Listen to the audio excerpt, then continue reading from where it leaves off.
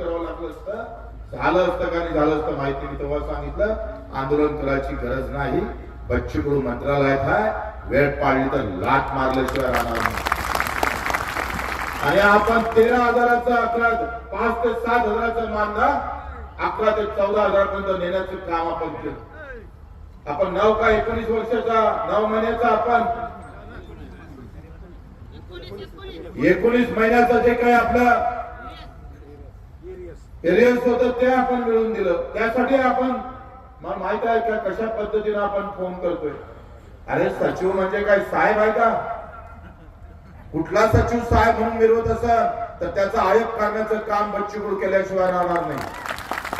कोणी जर अशा प्रकारची मस्ती दाखवण्याचं काम करत असेल तर आम्ही त्याच्यावर कशा पद्धतीनं उलटतो तुम्हाला माहित आहे. आपण 350 गुन्हे दाखल आहे. मला मायनं पहिलेच सांगितलं का 1000 झाल्याशिवाय थांबू नको, चालत त्याला विनाकारण जर कोणी वाट्याला गेलं तर ग्रामपंचायत कर्मचारी फक्त आम्ही त्याचे अध्यक्ष आहे म्हणून नाही, वो मेरे गांव के लोगों की सेवा करने वाला कर्मचारी है.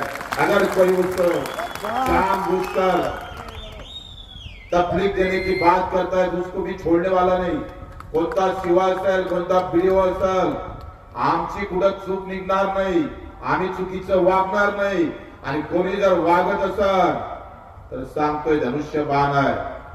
बच्चू भाऊ तुम आगे बढ़ो, हम तुम्हारे साथ हैं. बच्चू भाऊ तुम आगे बढ़ो, हम तुम्हारे साथ हैं. बच्चू भाऊ तुम आगे बढ़ो, हम तुम्हारे साथ हैं. बच्चू भाऊ तुम आगे बढ़ो, हम तुम्हारे साथ हैं. धनुष्यबाण कुठे मारायचं आम्हाला माहित आहे. आणि अशा ठिकाणी मारण का तुम्हाला कुठे दाखवणं पण कठीण होईल का कुठे लागला म्हणून. मी येताना एकनाथजी शिंदे साहेबांशी फोनवरून बोलून आलोय.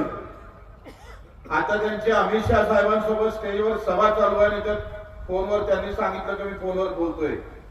पण राज्याचे केंद्राचे गृह राज्यमंत्री तिथे स्टेजवर आहे. अशा वेळेस आपण आग्रह करणं मला वाटतं उचित राहणार नाही.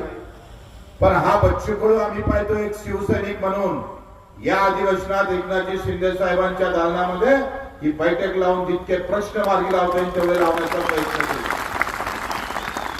हे अधिवेशन सरकारचं आणि पुढचं अधिवेशन आमचं.